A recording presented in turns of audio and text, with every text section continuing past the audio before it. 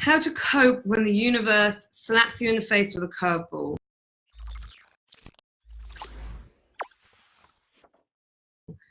So, we can think that we've kind of got life sorted and that lots of different elements of our life, so our work life, our love life, our social life, our financial life, our adventure life, our spiritual life, all seems to be kind of like going okay. And we're like, all right, okay, all right, I'm good.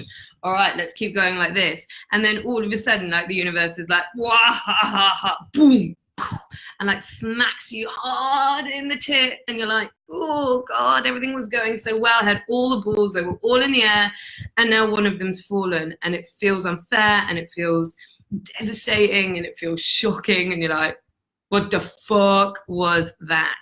And in this particular case, this question that has come in with me is about being made redundant. So I'm going to give you 5 steps today that I think are really important to bear in mind when something like this happens. And the first one is this: you have to bear in mind that nothing lasts forever. And I think when we're in a place of really heightened emotion, it can be easy to be like, well, that's just it. And like the worst case scenario just starts like filtering down from your beautiful but slightly fucked up brain. It's fight, flight, or freeze, right? Your sort of reptilian being takes over and goes, right, I need to be in control of this situation. So what happens physiologically is that your brain shuts down the areas that it doesn't think that it needs for instant survival. So your brain doesn't know the difference between fear and danger. So when something like redundancy happens, your brain is interpreting that as fear of death, right? Oh, fuck, hang on a minute. Something in our external world has changed to the point of it not being safe for our survival anymore. That's what your brain is saying to itself. And so what it does, clever little thing, is it closes down the areas that it doesn't need for instant survival, your ability to look long-term. So all you can see is problem, because actually out in the wild, saber-toothed tiger is a problem. Let's deal with that now, right? Let's not be like, maybe I'll just sit and meditate on this saber-toothed tiger incident that's playing out in front of me. Nah, you need to be like dealing with that shit now. So you kind of lose the ability to look long term, and you kind of find yourself like, problem, and you're like, ooh, fuck. And so then what happens is that then you can put yourself in a feedback loop, right? Because you're like, problem, and then that's all you can do, that's all you can think. And so then your sort of fight, flight, or freeze, your response to that becomes even more heightened, and we kind of blow it out of proportion a little bit.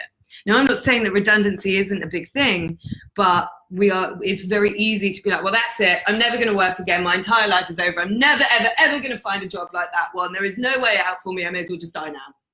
And it's quite easy to get ourselves in that sort of mindset and in that situation. The other thing that's happening neurologically to you is that the areas of the brain that are also shutting down is memory and logic.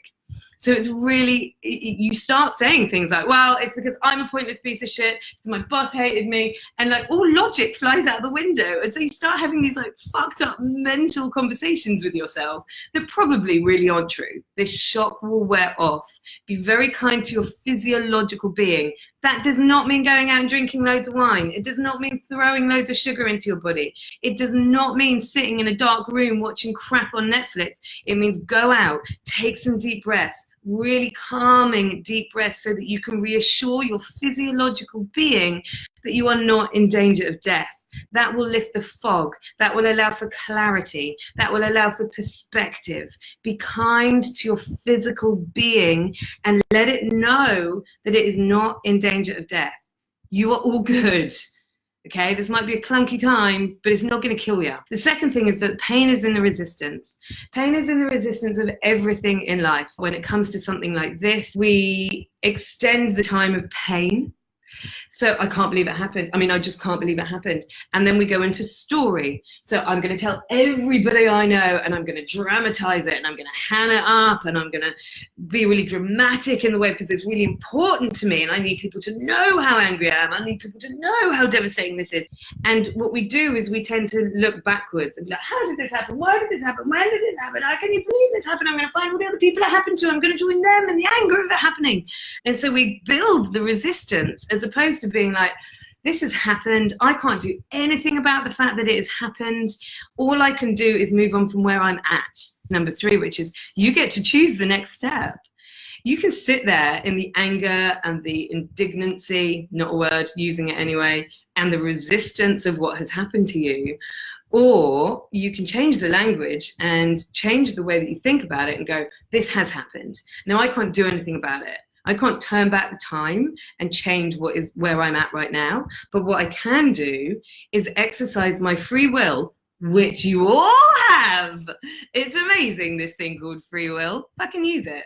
You don't just sit in the victimhood of what has happened to you. Go, okay, what am I going to learn from this? What is the universe giving me here? What is the gift in this situation? What am I going to do with my time now? What is my next step? How can I gain back control of my own life? What do I really want to do? Where do I really want to go? Where do I really want to travel? What do I really want to earn? Don't play the victim in your redundancy. Where the fuck is the point? Do you know what you're going to manifest? More victimhood. Boring. It's really fucking boring. Go and start looking for new jobs, opening yourself up to more opportunities, writing down what it is that you want, giving yourself the gift of visualization. What's my next amazing adventure going to look like? My fourth point. So trust comes in two parts. The first is trust yourself. Shit thing happened. Can you trust yourself to get through it? Yes, because you exercise your own free will. You are in control of you in every way, shape, or form. Can't always control your first thought, always control your second thought. Eventually, that second thought will become your predominant thought. It will become your first thought. Awesome, amazing. Now, immediately, you go straight into solution instead of problem. But right now, if your immediate thought is problem, normal. That's the way you've been conditioned neurologically, and we're changing that. And we only change that by repetition, continuous repetition. So take control of your second thought, and the second thought needs to be solution-based. So start building that trust in yourself. You're going to be all right. You've been all right before. You'll be all right again. The second one is trust the universe. The universe is doing things beyond what you think in the now. The universe sees all of it. So just because what you want in the now isn't coming to you, oh, fuck you, universe. No, the universe is conspiring for your success, but you have to exercise your free will in that to be able to work with it to create something amazing for yourself. The universe knows what's going on. I'm going to tell you a story about this. So I'm obviously running a retreat at the moment in Bali with 10 amazing women. And I was speaking to one of them this morning, and we'll call her Susie.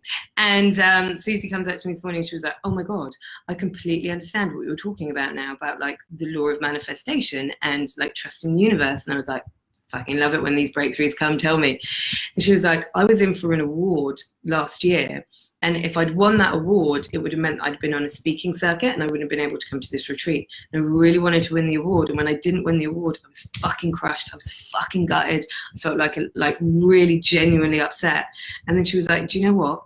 I've got more out of the 3 of the 5 days that we've already had on this retreat than I would have ever got on that speaking tour. And she was like, the universe knew. The universe knew I wasn't meant to be on that speaking talk. I was meant to be here. And like, you have to have trust in the universe. The universe is shifting things around you for your highest intention. The universe the role of the universe is not to give you what you want in the now. It's to give you what you need for your highest intention in the future. So you got made redundant. Does it suck in the now? Yeah. But if you exercise your free will, remember that nothing lasts forever, let go of the resistance so that you can let go of the emotional charge and the pain of it, and you go, right, thank you for this gift, universe. I don't know what that gift is yet, but I trust you, and more importantly, I trust me to take this and make something fucking amazing on the other side of it. And one of the best ways to get there as quickly as possible is point number 5, and that is gratitude and perspective. You are like, look at what you've got. You are looking at what you don't have. I don't have that job I liked anymore. Start thinking about what you do have. You have the ability to get another job. You want me to tell you where I was yesterday?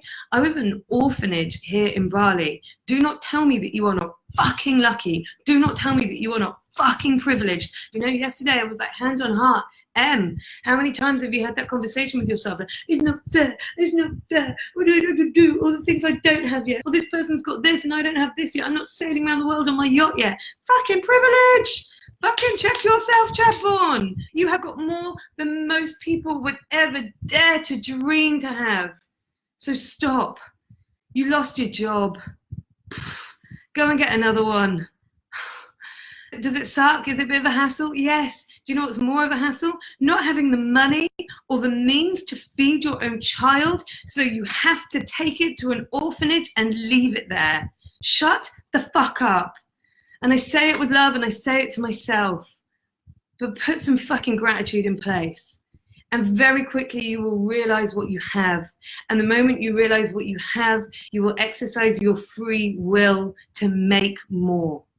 It's okay to be in privilege. It's not okay to waste it.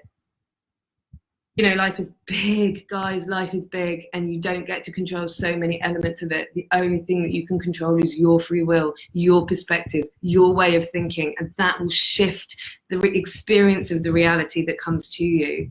So I'm very precariously balanced. Let's not manifest it by talking about it. We're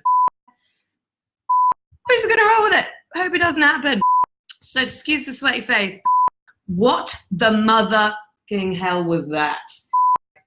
If I'm going to be really honest, I'd rather sit on my ass and eat a toffee crisp. Fuck yeah. That metaphor ran away with itself. We're just going to move on from it. You can't just be like, trust the universe. I'm just going to sit here and wait for someone to bring me my next job. Don't be a dick. Okay, that's me done.